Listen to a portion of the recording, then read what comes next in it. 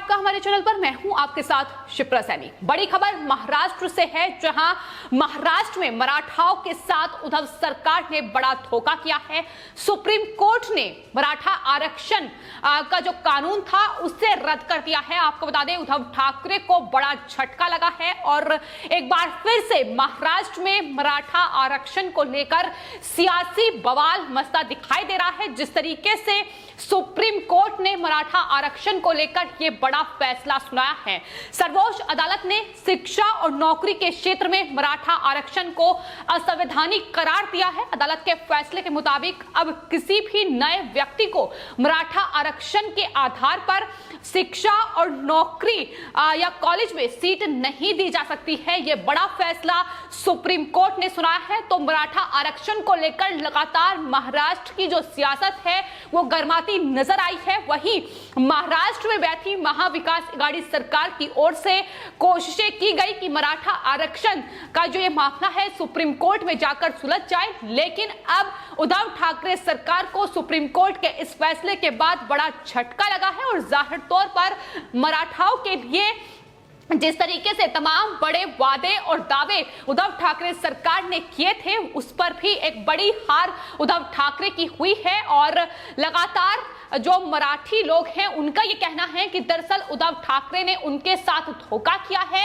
मराठा आरक्षण को लेकर सुप्रीम कोर्ट में अपना जो पक्ष है वो सही तरीके से पेश नहीं कर पाए, जिसकी बदौलत अब सुप्रीम कोर्ट ने यह बड़ा फैसला सुनाते हुए मराठा आरक्षण को असंवैधानिक करार दिया है। तो फिलहाल सुप्रीम कोर्ट ने अपने फैसले में यह कहा है कि दरअसल मराठा समुदाय को कोटे के लिए सामाजिक और शिक्षा के क्षेत्र में पिछड़ा घोषित नहीं किया जा सकता। ये 2018 महाराष्ट्र राज्य कानून समानता के अधिकार का उल्लंघन होगा। इसी के साथ कोर्ट ने यह भी कहा है कि हम 1992 के फैसले को फिर से समीक्षा नहीं कर सकते, जिसमें आरक्षण का कोटा 50% पर रोक दिया गया था। तो फिलहाल मराठा जो आरक्षण है वो 50% तक है और इस सीमा का उल्लंघन नहीं किया जा सकता, यह साफ तौर पर सुप्रीम कोर्ट ने कहा है। तो लगातार अब महाविकास आघाड़ी सरकार घिरती नजर आ रही है। उद्धव ठाकरे हालांकि इसको लेकर उनकी बैठक भी उनके आवास पर शुरू हो चुकी है, लेकिन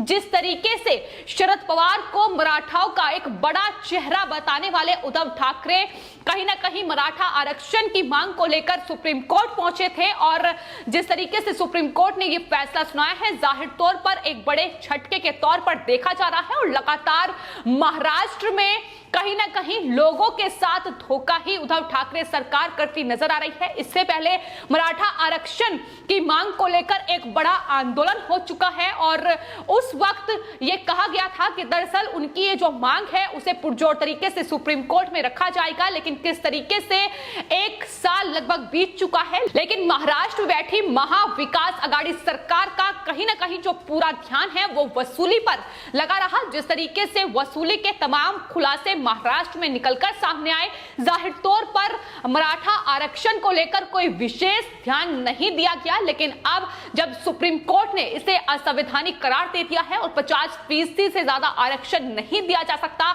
यह बड़ा फैसला सुना दिया है, तो जाहिर तौर पर मुश्किलें अब महाविकास आघाड़ी सरकार, शिवसेना, एनसीपी और कांग्रेस पार्टी की महाराष्ट्र में बढ़ चुकी है, क्योंकि कहीं ना कहीं इन मराठाओं की बदौलत ही महाराष्ट्र में जो सरकार चल रही है उद्धव ठाकरे सरकार वो आगे बढ़ रही थी। लेकिन अब जिस तरीके से मराठाओं को एक बड़ी निराशा सुप्रीम कोर्ट के इस फैसले के साथ हाथ लगी है, लेकिन इसी के साथ उद्धव ठाकरे को भी कहीं ना कहीं अब मुश्किलें उनकी बढ़ती नजर आ रही है और यही वजह है कि अब बैठकों का दौर शुरू हो चुका है। लेकिन इसको लेकर पहले भी सियासत चरम पर रही है। जिस तरीके से सुप्रीम कोर्ट ने यह फैसला सुरक्षित रखा था, इस पर कोई फैसला नहीं सुनाया गया था, उस बीच भी बीजेपी ने महाराष्ट्र में बैठी महाविकास आघाड़ी सरकार को कटघरे में खड़ा किया था। उन्होंने कहा था कि जिस तरीके से सुप्रीम कोर्ट का मराठा आरक्षण को लेकर रुख है उसमें यह साफ तौर पर और दिखाई देता है कि महाराष्ट्र में उद्धव ठाकरे सरकार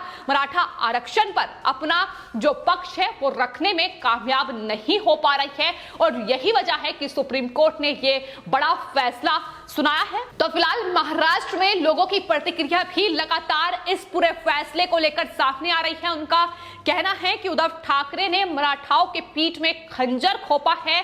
सुप्रीम कोर्ट में अपना पक्ष रखने में कामयाब उद्धव ठाकरे नहीं हो पाए।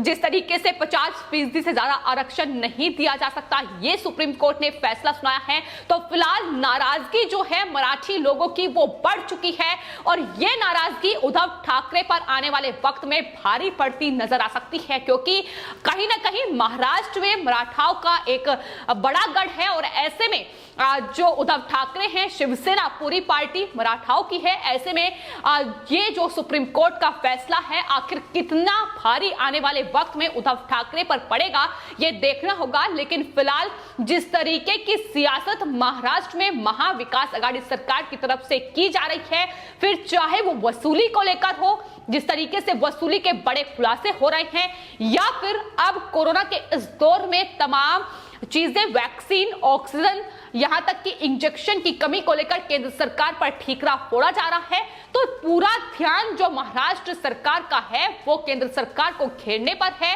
वो वसूली करने पर है। और यही वजह है कि ये जो नाराजगी है मराठाओं की, ये लगातार अब बढ़ती नजर आ रही है। लेकिन इस बीच आपको बता दें, महाराष्ट्र से एक और बड़ी खबर सामने आ रही है। यह खबर स्वास्थ्य मंत्री राजेश टोपे से जुड़ी हुई है।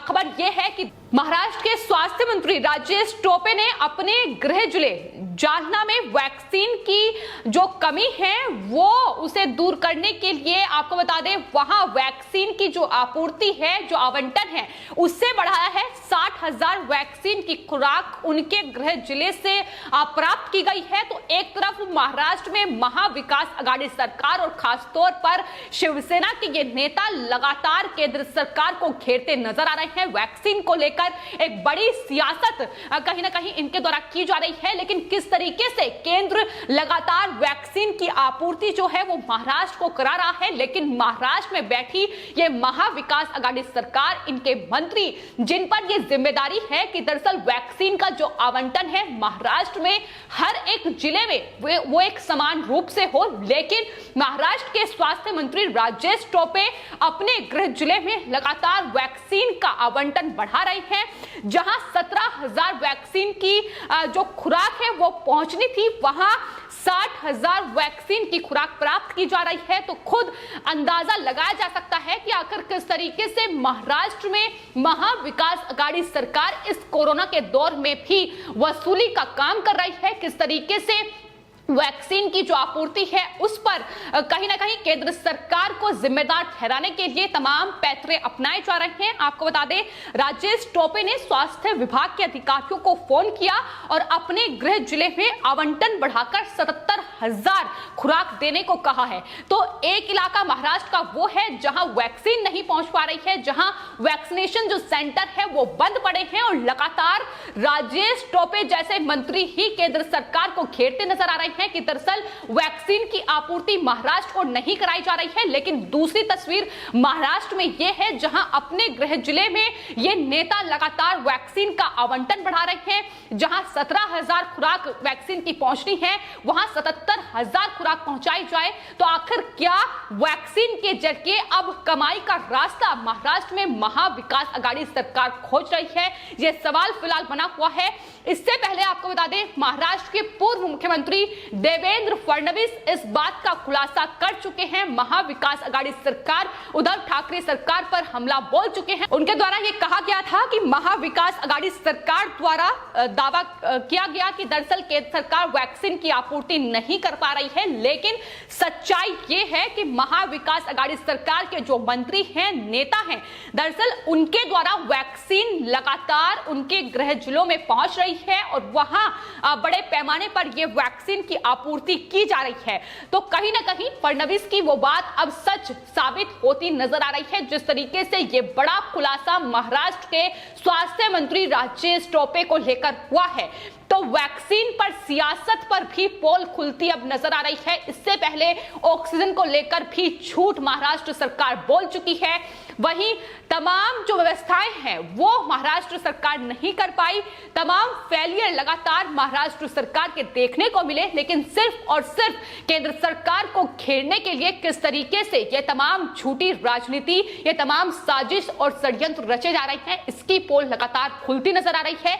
इससे पहले आपको बता दें, राजेश टोपे का बयान भी सामने आया था, जिसमें उन्होंने कहा था कि दरअसल महाराष्ट्र के जो शहर है उसमें वैक्सीन की कमी लगातार बनी हुई है, क्योंकि केंद्र से पर्याप्त वैक्सीन के टीके ही नहीं मिल पा रहे हैं। वोटों की खातिर आप लोगों के जीवन के साथ खेलेंगे, ये राजेश टोपे का बयान था। लेकिन ये कहीं ना कहीं अब राजेश टोपे से ही पूछना चाहिए कि आखिर वो क्या एक तस्वीर देश के सामने केंद्र सरकार की रखने की कोशिश कर रहे हैं, सिर्फ और सिर्फ इस झूठ की बदौलत कि किस तरीके से लगातार केंद्र की तरफ से वैक्सीन टीके की आपूर्ति कराई जा रही है, लेकिन बावजूद इसके किस तरीके से अब वैक्सीन पर भी कमाई का जरिया महाराष्ट्र में बैठी उद्धव ठाकरे सरकार खोज रही है। इसकी बानगी अब महाराष्ट्र में देखने को मिल रही है और उद्धव ठाकरे सरकार की पोल लगातार खुलती नजर आ रही है।